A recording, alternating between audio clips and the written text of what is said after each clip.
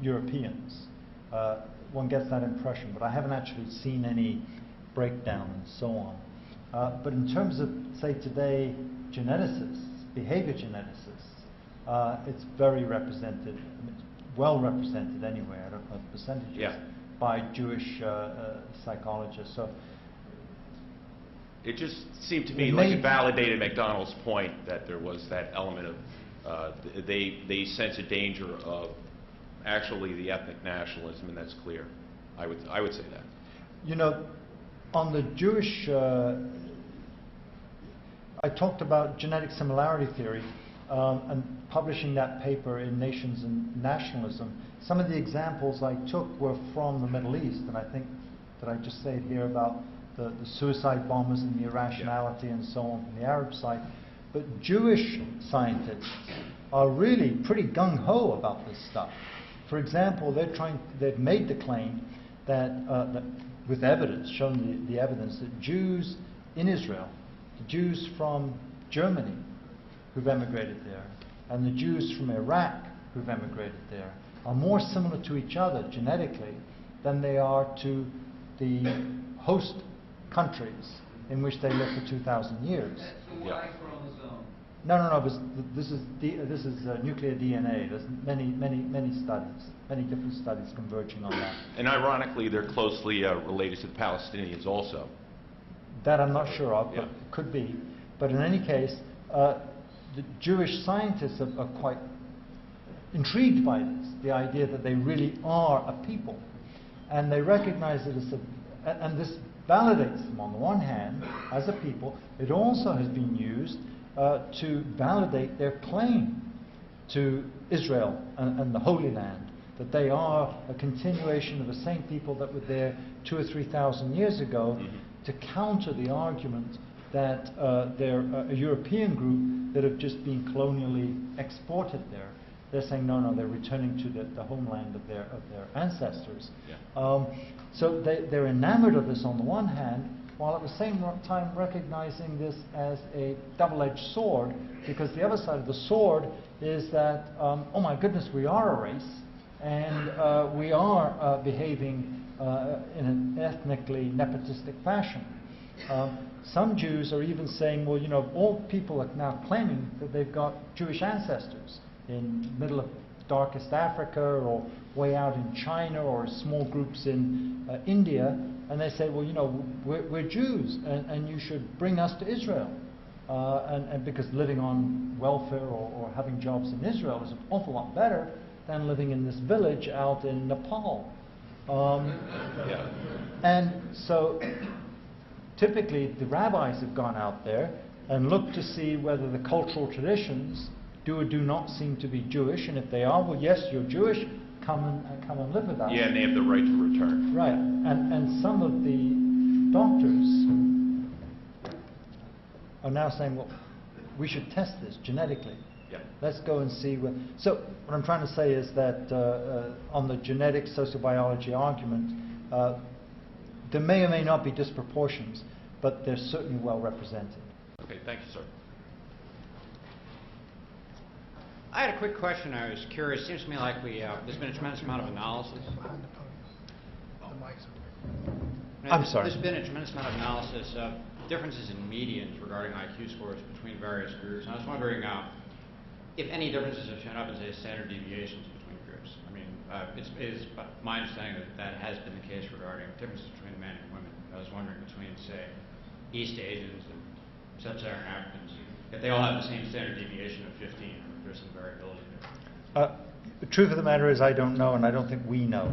The sampling has just not been good enough to fine-tune it in terms of, does the distribution around the mean look exactly the same for all these different population groups? It just does not seem to be the evidence. The quality of the evidence is just not good enough to know on the basis of what's being collected. We can see the mean differences keep showing up over and over, but the distributional differences seem to... I already thought it might be a possible explanation of some of the anomalies we were discussing before in terms of cultural attainments between groups. I mean, if there's more clustering among East Asians around the median, There's lots of theories that could potentially be tested if you had beautiful data, but unfortunately the data just isn't that good. Okay. I take your point. Thank you. One of the claims I see in the equalitarian writings is that there's a non-racial IQ gap between the ETA and the rest of the Japanese. Do you have any information about that? Between the who and the who? The ETA, the pariah class in Japan? I'm sorry, I don't know. Okay. Thanks for the question, but I'm sorry. I recently purchased a rifle that's supposed to be extremely accurate, and do I recall correctly that when this is fired at a target from a rest, or unless I bias the aiming of it, the pattern of shots is going to be normally distributed, and that's just an example of an example of a natural phenomenon, a mechanical phenomenon that Yes. has many examples in nature and in industry. And do I understand correctly that there is no known population amongst whom the IQ is not essentially perfectly normally distributed, no matter how you put it together? Theoretically, that's correct. Empirically, it just isn't so, because the tests that are used or the samples that are gathered are very imperfect. Mm-hmm. And so if you're picking people from the high end of the distribution or the very low end of the distribution, you may have a much tighter variation. Well, you mean deviation? Is it not always going to be Variation, symmetrical? deviation, same. Well, I mean, is it not always going to be symmetrical, suggestive of a natural phenomenon? Or are we ever going to see biased bell curves, lopsided bell curves, irregular bell curves in some, I think with regard to symmetry? Empirically speaking, if you actually collect the data, you never really see a perfect bell curve. Like when I went to South Africa and I collected all these data, one of the problems I had was that the African distribution was different in shape and form from the white distribution. For example, the test was too easy for the white students, so there was a ceiling effect. And so 50 or 60% of the white students were all at the top end. So it didn't go over to the far end. Whereas the blacks, there was much more of a normal distribution. So you're comparing a normal distribution with an abnormal distribution, and then, well, you get into technical problems, which I'm not going to bore the audience with, but it didn't really matter because the means, the averages, were exactly reliably what you would expect them to be.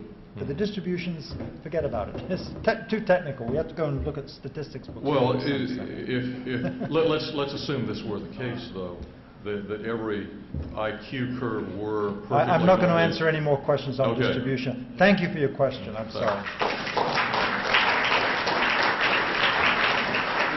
Can we give us one more chance? Sure. I've read that on the